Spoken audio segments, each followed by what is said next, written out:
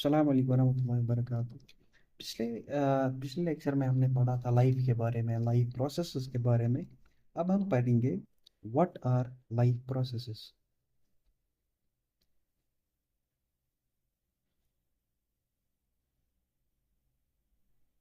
Life process, अगर हम life process को डिफाइन करते हैं, ये होता है the essential functions that an organism perform to maintain life. जो एसेंशियल प्रोसेसेस है हमारी बॉडी में, जो ज़रूरी प्रोसेस है हमारी बॉडी में, फॉर एग्जांपल रेस्पिरेशन बहुत ज़रूरी प्रोसेस है, या रेस्पिरेशन, ट्रांसपोर्ट, डाइजेशन, बहुत मेटाबॉलिज्म, ये बहुत ज़रूरी प्रोसेस है जो लिविंग ऑर्गेनिज्म में हो रही है या होती जा रही है जब हम कुछ काम ना करते। For example, if we are sitting in a class,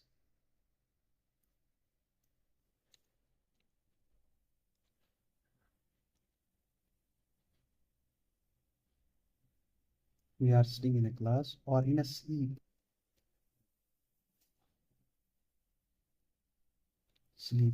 respiration,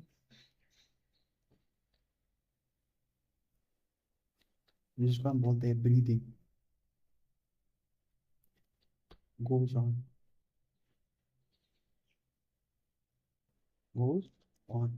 जब हम सो रहे हैं या या हम ऐसे ही बैठे हैं, हम सांस ले रहे हैं, हम सांस छोड़ रहे हैं, इसी को हम बोलते हैं ब्रीदिंग या रेस्पिरेशन। ये हो रहा है, ये हो रहा है चाहे हम कुछ ना कर रहे हैं। फॉर एग्जाम्पल, ये ही ज़रूरी प्रोसेस है जो हमें लिविंग रख रही है। और कुछ है, मेटाबॉलिज्म है, मेटाबॉलिज्म है मेटाबॉलिज्म है,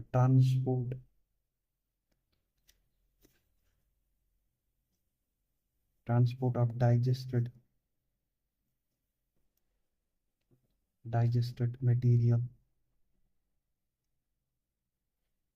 मटेरियल्स है, और कुछ etcetera.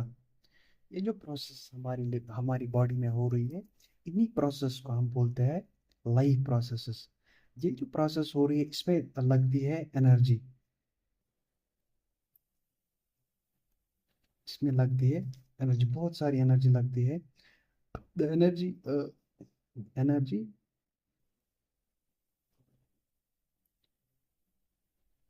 Energy is needed, we take it we take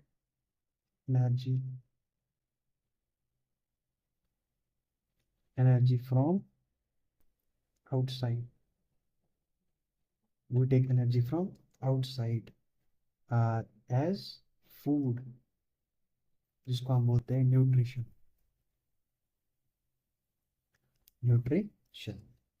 हमें जो एनर्जी ज़रूरत है इन प्रोसेसेस में, ये हम आउटसाइड से ले रहे हैं। फॉर एग्जांपल, हम फूड खाते हैं, या हम पानी पी रहे हैं, या जूस पी रहे हैं, या कुछ भी खा रहे हैं, फूड यही हमें एनर्जी प्रोवाइड करता है। इन प्रोसेसेस में जो एनर्जी ज़रूरत पड़ती है, since most of our food since most of our food is carbon, so we call it carbon based food।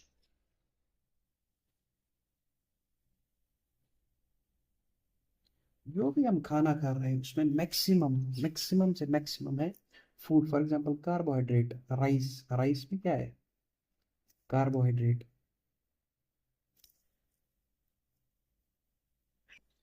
Carbohydrate क्या है? कार्बन। रोटी में क्या है? स्टार्च। स्टार्च क्या है? स्टार्च है, और भी कुछ है कार्बोहाइड्रेट, या वो भी क्या है? Carbon. different it depends upon the level of organism, it depends upon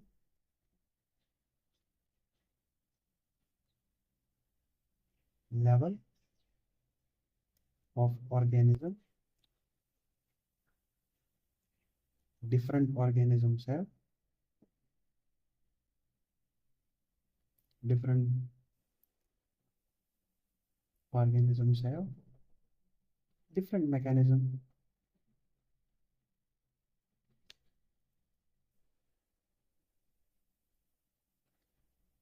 Different mechanism. For example, we have an amoeba. It has pseudopodia.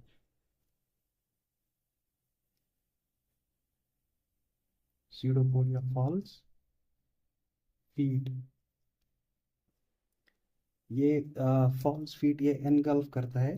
For example अगर मैं यहाँ पर बनाऊँ, ये एक एमीबा है, ये इसका फूड पार्टिकल है. ये आएगी ऐसे ऐसे ऐसे बनाएगी, ऐसे इसको कैप्चर करेगी. हम मुंह से खाते हैं as a human. Plants plants autotrophs है, वो खुद अपना फूड बनाते हैं लाइट की मदद से. एनिमल्स हेट्रोट्रॉप्स है. हेट्रोट्रॉप्स है, ये प्लांट्स पे डिपेंडेंट है, इनडायरेक्टली या डायरेक्टली. एनिमल्स हेट्रोट्रॉप्स है. अब हम जो कुछ भी खा रहे हैं, चाहे it has to be unified.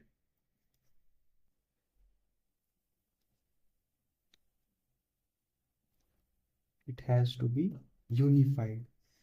For example हम स्टार्च खाते हैं, हम प्रोटीन खा रहे हैं, हम कुछ भी खा रहे हैं. इसको बॉडी डायरेक्टली नहीं यूटिलाइज कर सकती है. इसको ये एनर्जी सोर्स नहीं, ये एनर्जी सोर्स है, but as a energy. For example मैं एक फॉर एग्जांपल ये भी पेपर है और मनी भी पेपर है. उसको करेंसी कहते हैं. इसको सिंपल पेपर है, ये अगर हम दुकानदार को देंगे, ये पेपर है और मनी भी पेपर है. अगर हम पेपर देंगे दुकानदार को, वो क्या बोलेगा, ये वो नहीं देगा हमें कुछ भी चीज़. इसी तरह हाँ, ये जो प्रोटीन्स है, ये जो कार्बोहाइड्रेट है, इस has to be convert into ATP. It has to be convert into ATP. ATP adenosine triphosphate हमारी एटीपी, हमारी एनर्जी करेंसी है, जो बॉडी यूटिलाइज करती है एज ए एनर्जी सोर्स. तो हम देखते, फॉर एग्जाम्पल ग्लूकोज का हम देखते हैं. ग्लूकोज, ये जो ग्लूकोज एटीपी में कन्वर्ट होता है, इसी को हम बोलते हैं ऑक्सीडेशन. ये ऑक्सीडेशन रिडक्शन की वजह से होता है. बहुत सारी केमिकल रिएक्शन ऑक्सीडेशन बहुत सारी केमिकल रिएक्शन हमारी बॉडी में हो रही है. Oxidation reduction, oxidation reduction. For example मैं बताता हूँ. अगर हमने स्टार्च खा लिया, ये पहले डाइजेस्ट होगा स्टमक में, पहले स्टमक में, फिर इंटेस्टाइन में, फिर इंटेस्टाइन से ये ग्लूकोज में कन्वर्ट इंटेस्टाइन में ग्लूकोज में कन्वर्ट होता है. स्टार्च ग्लूकोज में कन्वर्ट होता है. जब ये ग्लूकोज में कन्वर्ट होता है, फिर हमें इसको ट्रांसपोर्ट करते हैं ब्लड की वजह से. ट्रांसपोर्ट, जब अगर हमें स्टोर करना है तो लिवर में जाता है. लिवर ग्लूकोज को एक पैकेट्स में जमा करता है, जिसको हम बोलते हैं ग्लाइकोजन. अगर हमें ग्लूकोज जरूरत है, तो इस ग्लूकोज सेल के पास जाता है. पहले ग्लूकोज ग्लाइकोलिसिस में जाएगा. ग्लाइकोलिसिस ग्लाइकोलिसिस के बाद लिंक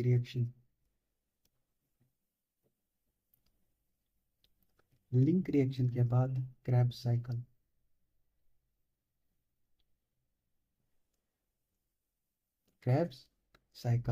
फिर क्रेब्स साइकिल के बाद जब पूरी ग्लूकोज टूट जाती है, ये टूटेगी ऑक्सीजन की वजह से. Oxygen is needed. ये जो ऑक्सीजन है, ये हम बाहर से लेते हैं. oxygen is taken from outside. Oxygen is taken from outside. Oxygen is taken from outside, जिसको हम बोलते हैं respiration. तब जाके हमें ग्लूकोज से 36 ATP कंप्लीट ग्लूकोज, जब ग्लूकोज टूटे तो हमें मिलते हैं 36 एक ग्लूकोज मॉलिक्यूल से 36 से 38 ATP. ये जो ATP है, ATP इसको हम बोलते हैं एनर्जी करेंसी.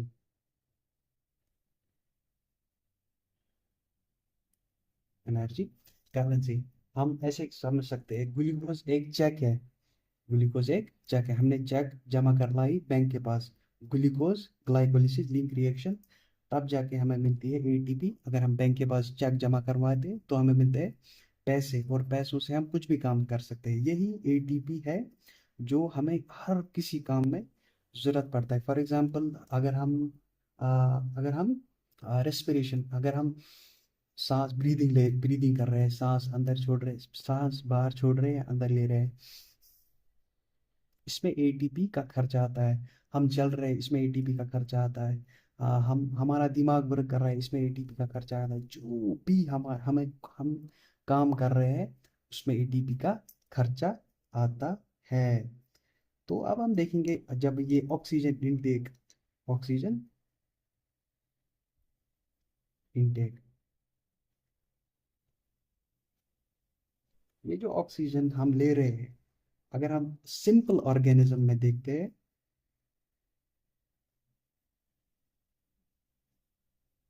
सिंपल ऑर्गेनिज्म जो एक सिंगल सेल है, उसकी उस वो ऑक्सीजन सिंपल डिफ्यूजन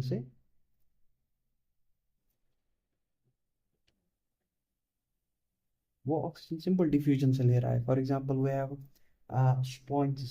स्पॉन्जेस वो सिंपल डिफ्यूजन से ऑक्सीजन लेते हैं. जब हम आगे आगे आगे आगे जाते हैं तो लंग्स डेवलप होते हैं, गिल्स होते हैं फिशेस में.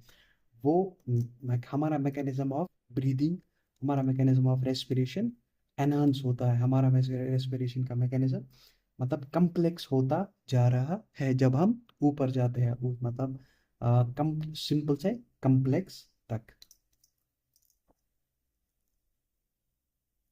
तो हम बोल रहे थे, ये जो सिंपल ऑर्गेनिजम्स है, इनमें सिंपल डिफ्यूजन से फूड इनटेक हो रहा है, रेस्पिरेशन हो रहा है, एक्सक्रीशन हो रहा है. uh, sim, uh, in simpler organism, basic functions are performed by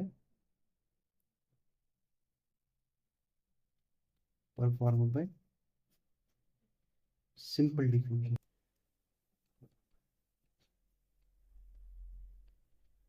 Simple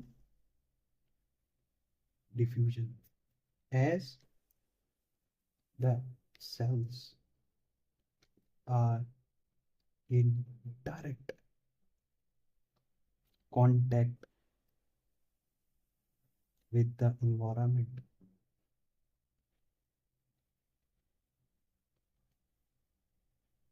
Direct contact with the environment, but in complex organism,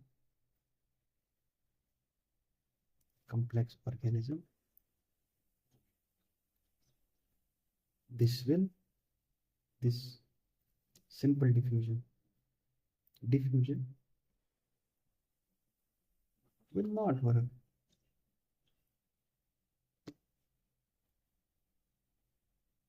As all cells are not direct contact with the environment.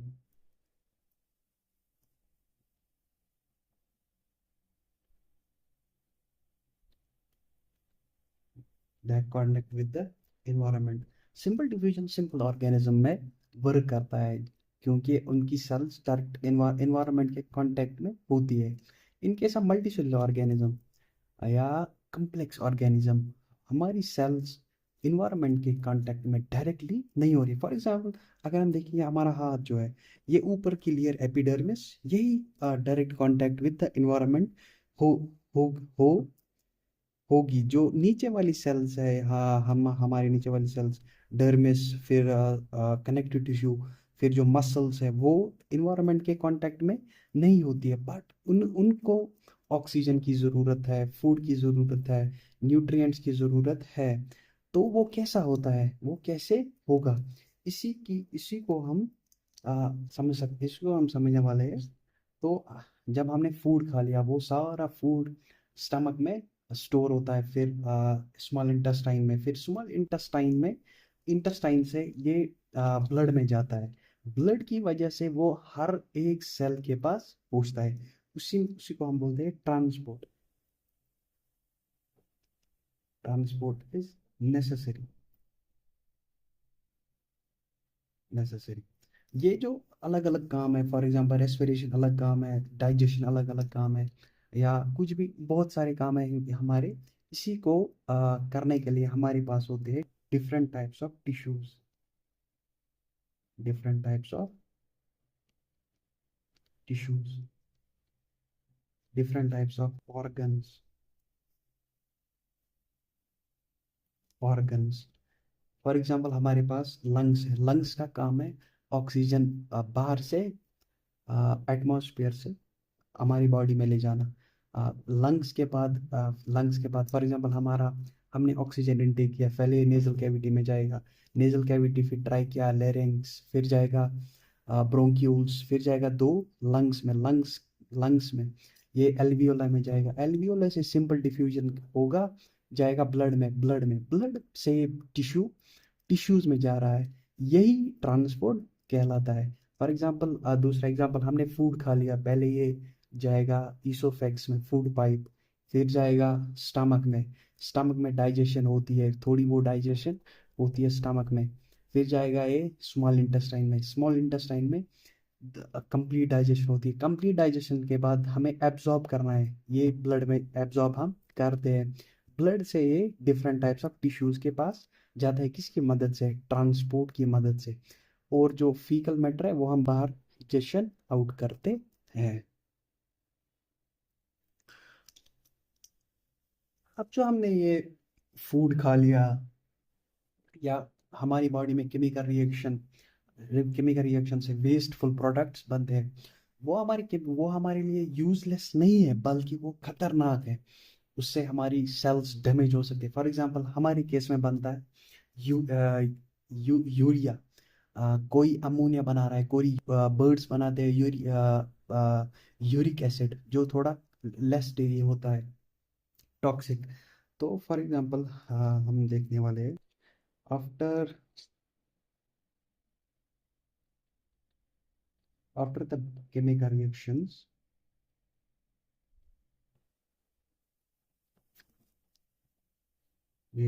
there are byproducts, products which are not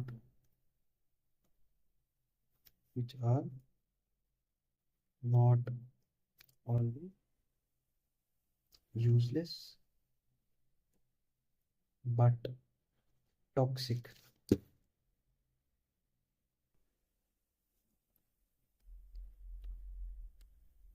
Which, if stored in the body, will damage the tissue, will damage the tissue।